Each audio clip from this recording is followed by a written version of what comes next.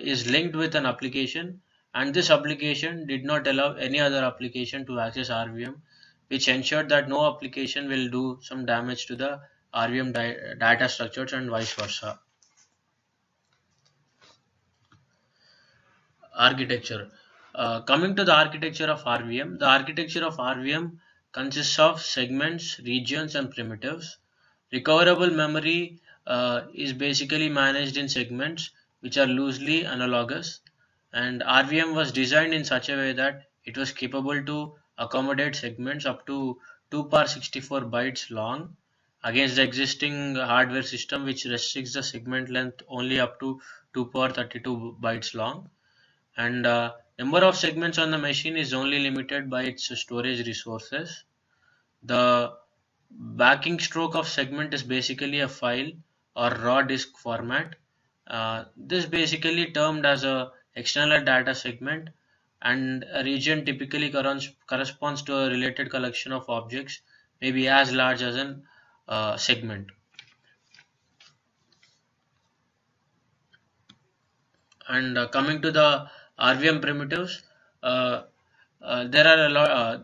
There are various RVM primitives in the RVM structure, like initialization and mapping operations, transactional operations, and log control operations, and miscellaneous operations. Initialization and mapping operations are those operations that are provided by recoverable virtual memory for initializing, terminating, and mapping the segments, and transactional operations make use of memory addresses that are located within it after the region has been mapped. And coming to the log control operations, uh, before I go to the log control operations, let me give you some examples on the transactional operations. The basic examples of transactional operations are begin underscore transaction, terminate underscore transaction, and abort underscore transaction operations. And log control operations are basically used for controlling the use of uh, write init log, and the basic log control operators include flush, which blocks all committed flush transactions in such a way that they are posed to disk, and various other operations are uh, came under the log control operations. And miscellaneous operations are basically performing a variety of operations. For example, take the query operation, which is basically uh, allowing the application to obtain the information in such a way that the number and identity of uncommitted transactions in that region is given. And coming to the implementation part, the implementation basically assumes that adequate buffer space is available in virtual memory. Uh, uh, the bounds and contents of old value records are known to run from the set range operations issued during a transaction. The final step of transaction commitment consists of forcing the new value records to the log and writing out a commit record. And in this slide, we have a figure for the incremental truncation, uh, and in this figure, and in this figure, uh, and in this figure, we have resources from R1 to R1 until R5, R1 until R5, which are the uh, uh, R1 until R5, which are the where R1 is the log head and R5 is the log tail. And we also have a page vector which page with pages numbered from 1 to 5, and we have the page vector 2 is only executed after the page vector 1 is has been executed, and it goes so on. And uh, this figure actually shows the internal structure of uh, Camelot, and how the exact process is going on. And during this process, let us first see how the crash recovery has been prevented. Crash recovery consists of RVM First, reading the log from tail to head, then constructing an in-memory tree of the latest committed changes for each data segment encountered in the log. The trees are then traversed, applying modifications in them to the corresponding external data segment. Finally, the head and tail. Uh, Coming to the results, our primary goal in these experiments was to understand the throughput of RVM over its intended domain of use, and the secondary goal was to observe performance degradation relative to Camelot as paging becomes more significant.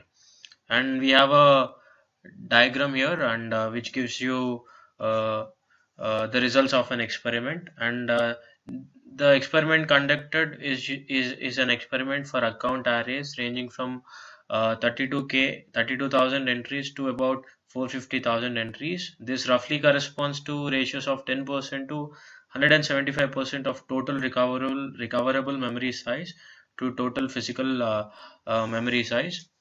And this table presents the measured ready state throughput in transactions per second of RVM and Camelot on the benchmark described in the sections. The column labeled RMM slash PMREM is RMM slash PMM gives the ratio of recoverable to physical memory size. Each data point gives the mean and standard deviation of the three trials with most consistent results chosen from a set of 5 to 8. Uh, and Coming to this graph, this is for the sequential uh, account access. This figure shows that RVM and Camelot offer virtually identical throughput.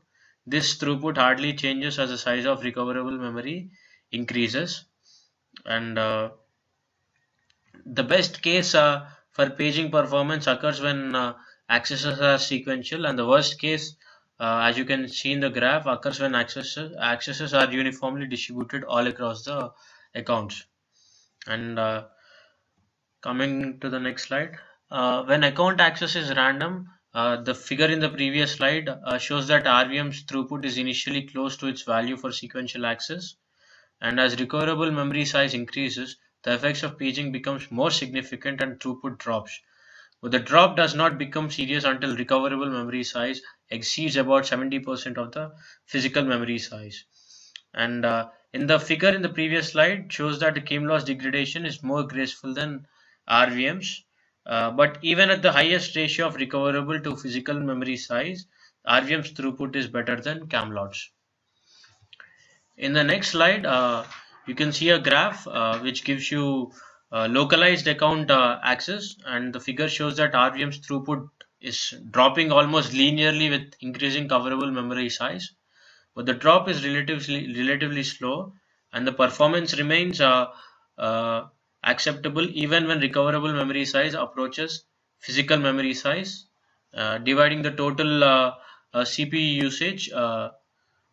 Memory size. And coming to the scalability is nothing but dividing the total CPU usage by the number of transaction gives which gives the average CPU cost per transaction, which is the metrics of scalability. And this is a scalability. Uh, uh, this is a graph which shows the scalability metric, and for sequential account uh, access, RVM requires about half of the CPU usage of Camelot. The actual values of CPU usage remain almost constant for both the systems, as you can see in the graph, and uh, and the overall recoverable memory sizes were examined, as you can see in the graph again.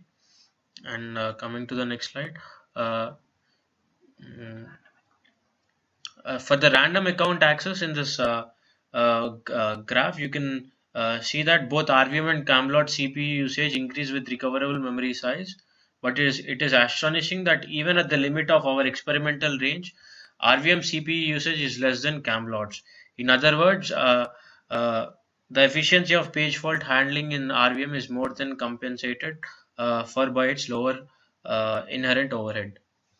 And that is the end of our presentation. If you have any queries, you can email me at rjit@humich.edu. Thank you. Thanks a lot.